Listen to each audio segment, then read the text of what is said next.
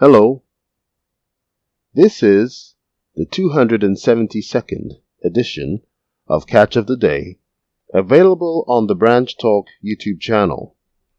Today we're going to continue reading from a book written by Trent Wildy entitled The King of Crisis in the Seventh-day Adventist Church. Starting from the last paragraph on page 16, we read, Robert de Rad, President of Netherlands Union. I feel that if this document is voted, it will legitimize the compliance committees to police the whole church, unions, conferences, even local churches, and it will change the way we do church. And even if you are against women's ordination, I believe you should still vote against this document because the power and the authority of the World Church will be centralized in the headquarters of the General Conference in Silver Springs because of the composition of the compliance committees without any world representation. This whole discussion started with women's ordination. No matter how many punishing measurements are voted, whether they be taking away the voice and vote, or compliance committees to investigate the unions, we will stand firm because we believe we are on firm biblical principles and because the Seventh-day Adventist Church champions freedom of conscience. I feel that this document is a tool to control and to enforce. That is not the way of the kingdom of God. God never forces anyone. He reasons with sinners and he calls them to himself, and we should do no less. 2.39.54 to 2.41.10. Neil Biloff, President of the Dakota Conference. My heart is heavy today over this issue. It is dividing my conference, and I would like the division to stop, and yet it keeps coming back to this committee. I think it could be fixed even at the chair level. But I go back this morning to my conscience and why I believe it's important. I was drafted as a young man in college. I deferred to get through college, but in that period of time I asked to be a conscientious objector to the military to go into Vietnam. I had to appear before the draft board and plead my case.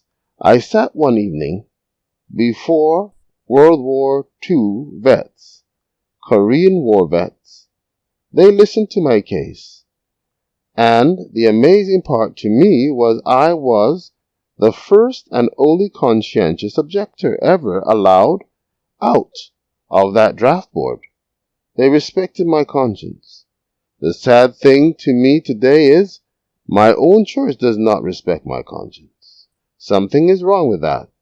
And so today I am grieved. I am somewhat frustrated that the things that go on at this level reach clear down into my conference, and I struggle with that.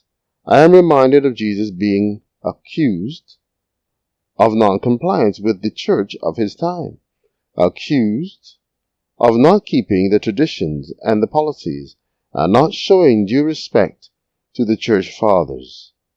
The church's response was to send out spies to see if he was in compliance.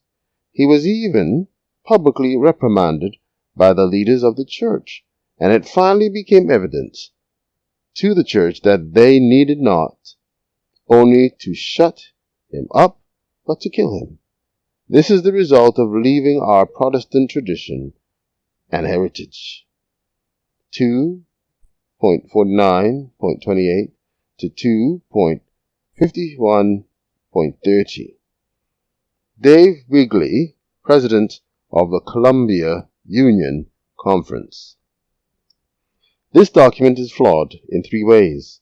First, it puts authority and power in the hands of just a few who will decide what is noncompliance, who is noncompliant, and which areas of perceived noncompliance should be addressed when and how. Secondly, this will allow for a concerning level of overreach of authority and bypass already established policies, protocols, and the form of democratic governance we have been operating under for more than a century. Ellen White introduced the union model so as to localize operation of the church, and so it could be handled according to the needs of the people in each area of the world. And now, after 100 years, plus years, of this approach, this document proposes only a small group of people at the GC who will know how best to govern. You send an unintended yet strong message to the divisions. You don't know how to lead your people, but we do. Third, while we recognize that what was the impetus and focus of this entire tactic and the real reason for this document, now it's said that there's no more to come. So after those of us who have been targeted are dealt with, the big question is, who is next? What is on the next list? And what areas of perceived noncompliance will find in other areas of the world? And who gets to decide where we will aim our guns next? The document says it's a small committee at the GC, potentially with no division input, no union input, no input from those who are on the ground and understand the needs of the mission field. I rest my case. 2.52.06 to 2.53.47. Victor Marley, President of the Norwegian Union Conference.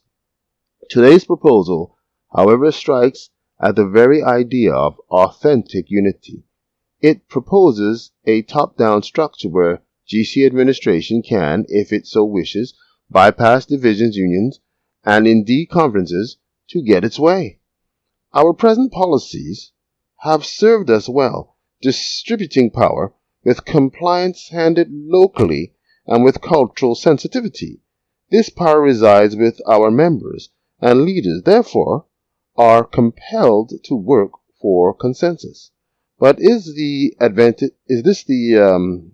Adventist way.